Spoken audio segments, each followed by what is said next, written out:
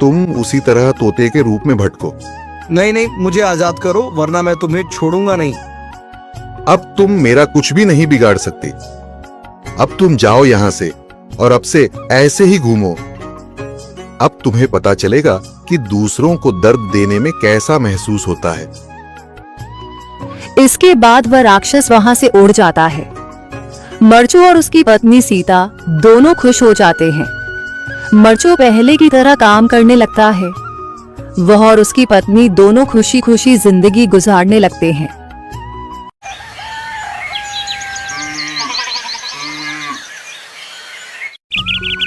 मरचू जंगल से लकड़ियां काटकर बाजार में बेचने गया, लेकिन उसे लकड़ियों के अच्छे दाम नहीं मिले। इस पर मरचू ने कहा, अरे भैया, इतने कम पैसे? इन पैसों में तो 2 वक्त का खाना भी नहीं मिलेगा। आप मुझे बहुत ही कम पैसे देते हैं। मैं इतनी मेहनत से लकड़ियां काट कर आता हूँ, लेकिन उनके पैसे मुझे बहुत कम मिलते हैं।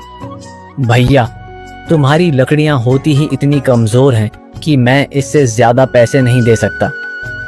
तुम्हारी लकड़ियों के बस इतने ही पैसे बनते हैं। अरे भैया, कुछ ज्यादा कर दो ना। वो क्या है ना कि इन पैसों का तो कुछ भी नहीं आता। मैं अपनी जिंदगी कैसे गुजारूंगा? भैया, तुम जाकर अच्छी लकड़ियां लाओ, तभी इन लकड़ियों का अच्छा दाम मिल पाएगा, वरना इन लकड़ियों का तो यही दाम है। ये सुनकर मरचू बहुत ज्यादा परेशान हो गया और पैसे लेकर किराने की दुकान से सामान खरीदकर घर आ गया। घर पहुंचते ही मरचू की पत्नी सीता ने कहा, अरे जी, सामान ले आए आप? हाँ जी, सामान ले आया हूँ। सीता के चेहरे पर खुशी छा जाती है, लेकिन जब उसने सामान देखा, जी, इसमें तो बहुत थोड़ा सामान है। हाँ सीता, मुझे पता है कि यह सामान बहुत थोड़ा है, लेकिन मैं क्या करूं? मेरे पास जितने पैसे थे, मैं उतने का ही सामान लेकर आ गया हूँ। इस तरह हमारा गुजारा कैसे हो पाएगा जी? आपको तो पता ही है कि हम कितनी मुश्किलों से गुजारा करते हैं। हाँ हाँ, मुझे पता है, लेकिन मैं कर भी क्या सकता हूँ? मेरे पास इतने पैसे ही नहीं कि हम एक अच्छी जिंदगी गुजार सकें। इतनी मेहनत कर रहा हूँ, लेकिन फिर भी मेहनत का फल नहीं मिल रहा। इतनी मेहनत से अच्छी लकड़ी काट कर आता हूँ, लेकिन मुनासिब दाम नहीं मिलता। मैं तो बहुत परेशान हूँ। क्या करूँ? कहाँ जाऊँ?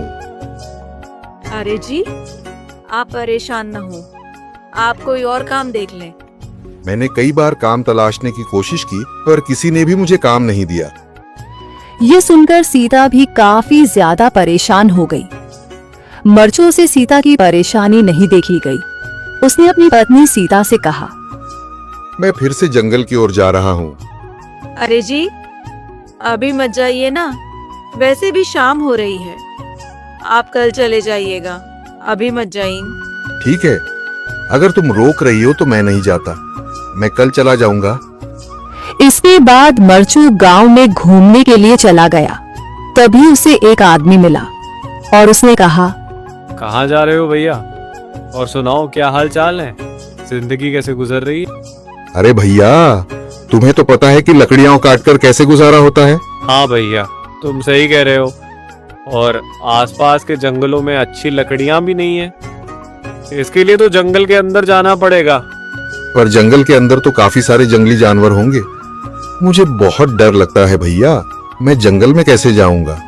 हाँ भैया, जंगली जानवर तो होंगे, लेकिन अच्छी लकड़ियां तो वहीं से ही मिलेंगी। ये सुनकर मरचू बहुत ज्यादा परेशान हो गया, लेकिन वह आदमी बिल्कुल ठीक कह रहा था। जंगल के किनारे की सारी लकड़ियां कट चुकी थीं। अब सिर्फ जंगल के अंदर ही अच्छी लकड़ियां बची थीं। अगली सुबह मरचू